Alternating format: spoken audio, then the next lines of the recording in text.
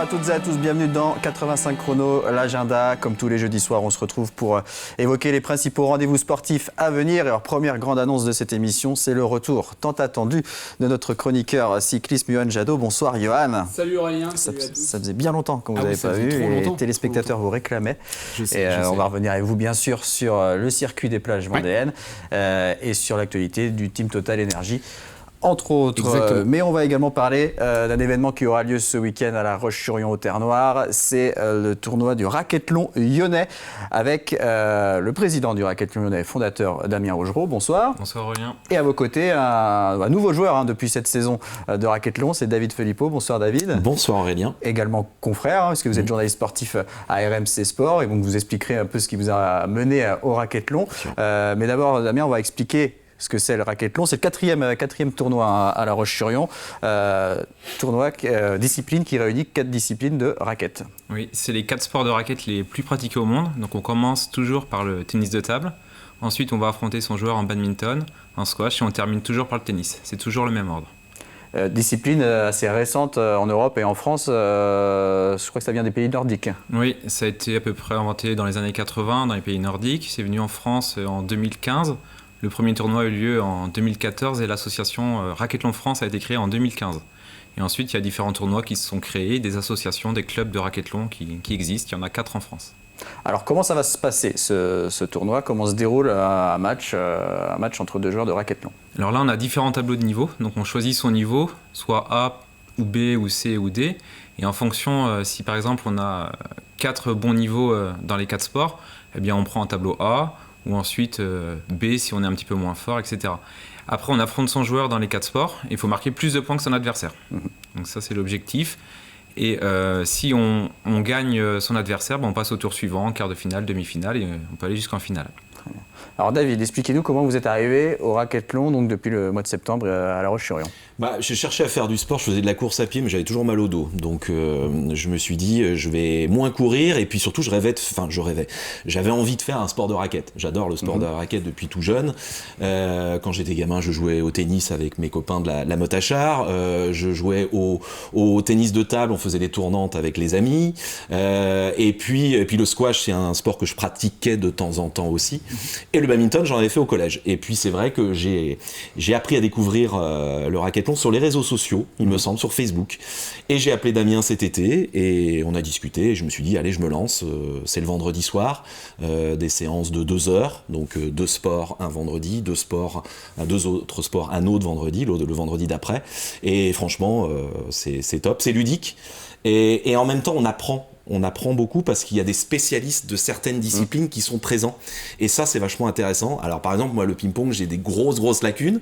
Mais l'autre jour, on m'a appris à retourner un service slicé, coupé. Et c'est aussi intéressant. Mais ça reste très ludique, quand même. Et alors, comment vous abordez ce tournoi, qui est votre premier, je crois? Oui, c'est le premier. Un peu d'angoisse. Un peu d'angoisse parce que, justement, avant l'émission, je demandais à Damien, tu le connais, mon adversaire, là, que je vais affronter à 9h15 samedi matin. Alors, il est a priori classé au ping-pong, donc je pense que je vais me prendre une pilule. Après, reste à savoir son niveau sur les autres disciplines. J'espère me rattraper sur les autres sports de raquette, donc sur le badminton, le squash et le tennis. Mais c'est vrai qu'il y a un peu d'angoisse, j'ai l'impression de partir un peu dans l'inconnu. Après, je vais y aller quand même sans pression, faut pas exagérer, hein. Ça reste un jeu.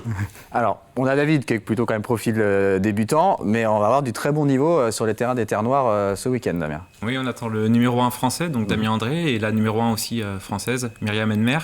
Alors Myriam Enmer, elle va jouer chez les garçons, puisque le niveau est vraiment supérieur par rapport aux autres féminines. Ouais.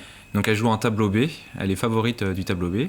Et on a même le numéro 9 mondial, donc un Suisse qui vient de Genève participer à notre tournoi. Donc on a des joueurs de toute la France. On a des joueurs de Bordeaux, de Paris, de la région aussi, pas mal de la région Grand Ouest, de Poitiers. Et c'est souvent aussi des joueurs qui connaissent un peu le tournoi, qui reviennent, qui ont bien apprécié les éditions précédentes, donc qui reviennent sur La Roche-sur-Yon. Donc ça représente combien de joueurs au total et combien de matchs également organisés dans le week-end? On attend 133 joueurs sur le week-end, donc 106 samedi, et on va jouer 172 matchs samedi. Donc il faut tenir... D'accord. Voilà, on a 5 terrains dans chaque sport pour tenir nos 172 matchs. Donc il y a un calendrier bien précis qui a été établi.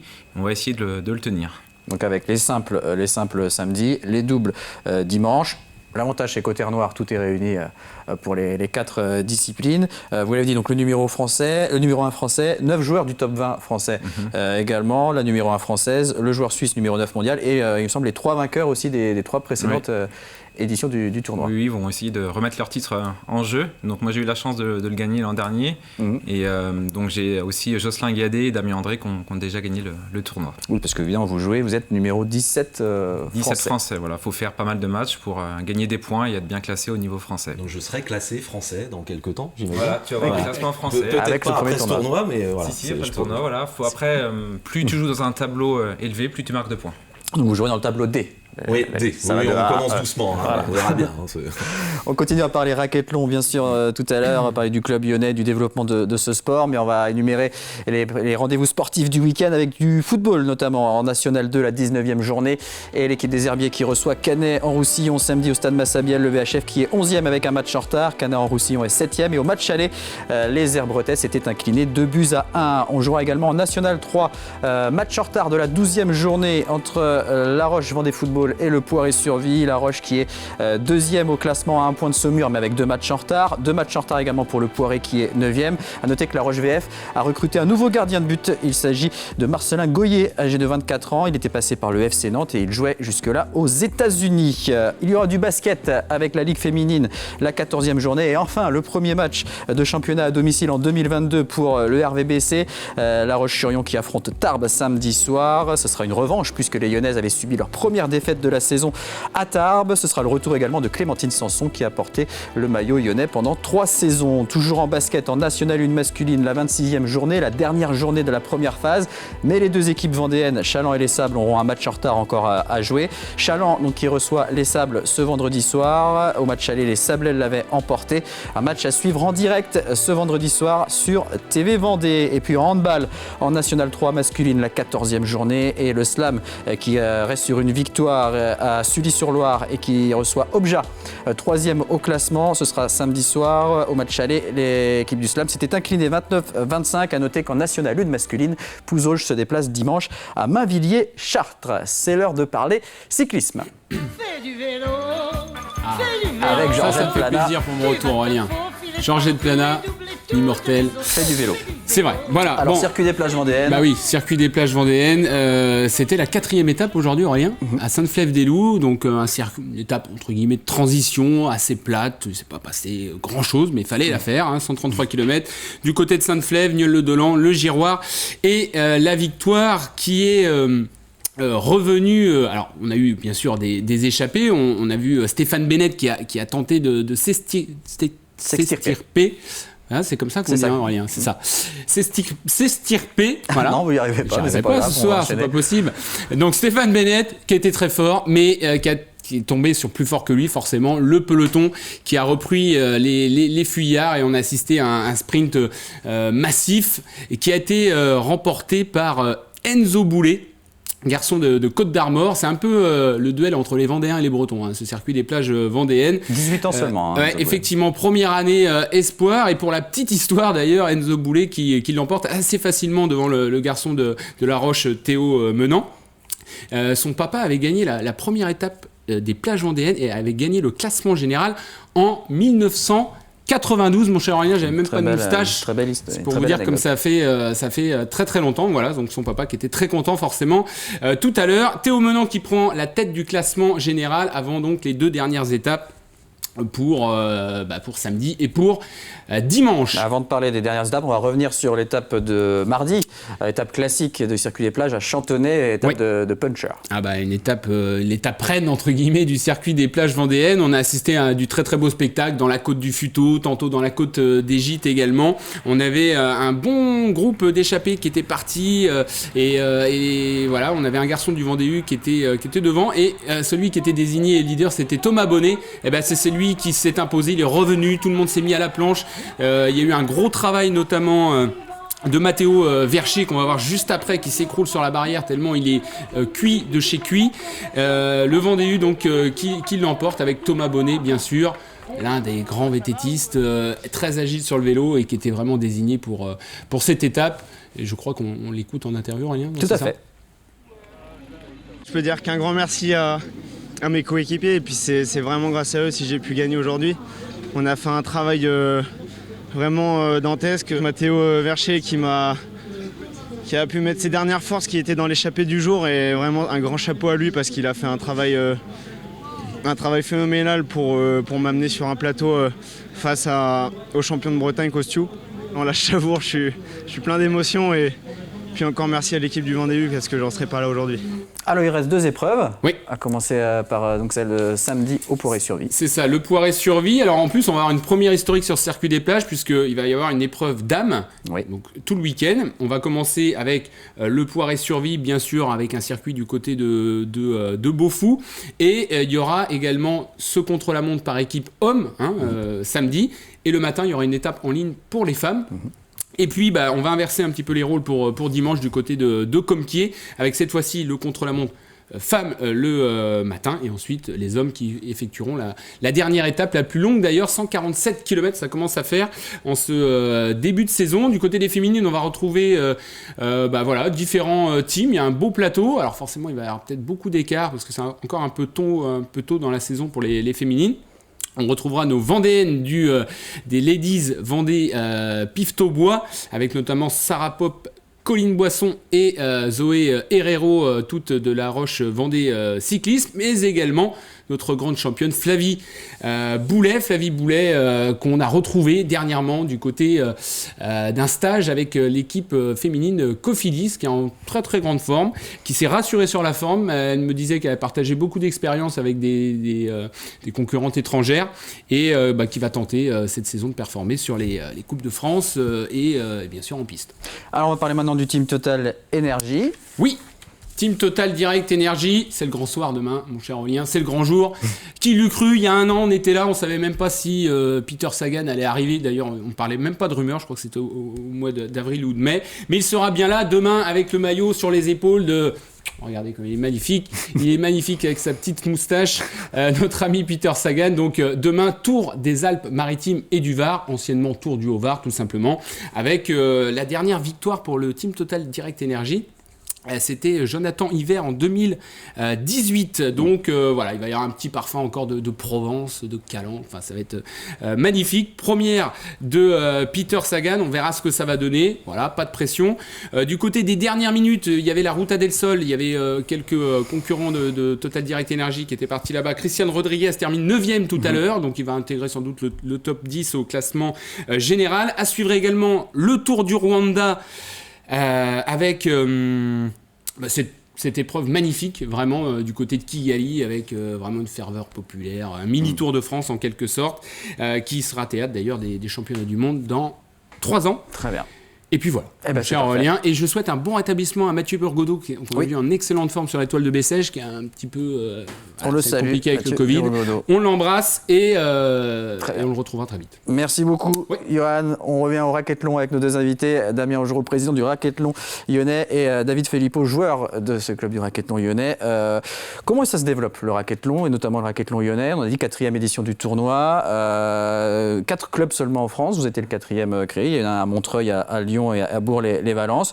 Aujourd'hui, ça se passe comment au sein de votre club? Alors ça se passe bien, on a déjà 20 joueurs adultes présents aux entraînements le vendredi soir. Et maintenant, on a développé aussi notre créneau jeunes, puisque le mardi soir, on entraîne les jeunes et on a déjà 9 joueurs jeunes qui viennent s'entraîner, donc qui découvrent un petit peu les différents sports de raquettes. C'est plus de l'initiation, de la découverte, et on essaye de développer un petit peu ce côté jeune, puisque c'est vraiment pas connu, et on est les premiers en France à faire cet entraînement. Vous, David, quand vous êtes arrivé, ça a été quoi vos premières impressions? Non, mais ça s'est tout de suite très bien passé, très bien accueilli. Un peu des difficultés j'en parlais tout à l'heure, sur le tennis de table, parce que c'est vrai que quand on tombe contre quelqu'un qui joue depuis 15-20 ans, c'est très compliqué. Mais on essaie de compenser sur les autres disciplines. Pour compléter ce que disait Damien, je suis en train de motiver ma compagne, qui a envie justement, donc peut-être plus de femmes, une amie aussi qui accompagnerait peut-être la saison prochaine ma compagne qui a envie de venir jouer, donc développer, je crois qu'il y a 3... On est deux femmes. Deux femmes. Donc on essaye aussi de développer le côté féminin. C'est vrai que sur les 106 joueurs de ce week-end, il n'y a que 11 femmes. Voilà, il y a une majorité d'hommes pour l'instant, donc on les invite à venir découvrir, à essayer, un petit peu essayer de se lancer. Faut qu'elles osent. Alors comment vous organisez vos entraînements? À chaque entraînement, vous touchez aux 4 raquettes? Non, c'est un vendredi, ce que je disais tout à l'heure, un vendredi badminton et tennis de table. D'accord. Et le vendredi suivant, squash et tennis. Ce qui est important de préciser, c'est que le club peut prêter des raquettes si d'ailleurs on a envie d'essayer. Et même au début, parce que c'est un coût d'acheter les quatre raquettes plus la licence. Donc le club prête. Moi, je me suis acheté toutes les raquettes. Ça m'a permis, souvent, j'ai pas d'idée à Noël. Mais là, j'ai dit à ma compagne, voilà, une raquette de tennis, elle m'a acheté celle de Djokovic. Je suis pas sûr que je joue comme lui, mais en tout cas, j'ai la sienne. Alors, il y a eu une fédération de racquethlon au tout début, entre 2005 et 2015, puis elle a été dissoute. Il y a l'association Racquethlon France qui a été créée donc, par la suite. Mais récemment, Racquethlon s'est affilié à la fédération de badminton. Pourquoi et qu'est-ce que ça va changer pour vous? C'est un moment important puisque ça va apporter quand même un budget et des moyens normalement. Ils vont nous aider, nous soutenir pour développer et structurer l'association. Et on aura peut-être aussi une reconnaissance du ministère des Sports et on pourra parler d'équipe de France, de fédération française de racquethlon peut-être à terme. Et c'est vrai que l'association étant récente, elle date que de 2015, le sport est récent. Et il faut se structurer. Pour l'instant, on est une association avec très peu de moyens. Il y a un CA Racquethlon France qui a été créé. Ça commence à se développer. Les tournois se développent. Il y en a à Nantes, il va y en avoir à Rochefort. Il va y avoir une quinzaine de tournois. Et même la création d'un Masters cette année, donc pour désigner peut-être le meilleur joueur français ou un champion de France de racquethlon. Ce sera une première. Et la France se situe comment au niveau européen? Est-ce qu'on est en retard? On est pas mal, on a une bonne association, une bonne dynamique. Alors il y a une fédération internationale qui existe. Prochainement à Montreuil, ils vont organiser un tournoi international où il y a des joueurs étrangers qui vont venir. Les meilleurs mondiaux sont attendus. Et on a des joueurs de très bon niveau en France. Notre numéro 1 français qui a réussi à battre le numéro 3 mondial déjà. Donc on a des très bons joueurs. Il y a des joueurs qui ont fait demi-finale des championnats du monde. Donc on a vraiment un bon niveau en France. Et donc ceux qui ne connaissent pas le racquethlon, qui veulent découvrir un peu plus, rendez-vous au Terre Noire, samedi et dimanche de 9h à 19h. Il y aura des matchs de partout, donc vous pourrez vous faire une bonne idée de ce que c'est. On termine avec les derniers rendez-vous sportifs du week-end, avec du ring hockey samedi en National 1 Elite, la 11e journée, et la Vendéenne, 5e au classement avec 16 points, qui reçoit Ploufragan, qui est 4e avec 1 point de plus. Le Poiré se déplacera du côté de Noisy-le-Grand. Il y aura du rugby également dimanche avec la 13e journée de Fédéral 3, et le FC Lyonnais, 5e ex-aequo qui accueille Saint-Sébastien-Basse-Goulaine dimanche à 15h. Au match aller, les Lyonnais s'étaient inclinés 32-16.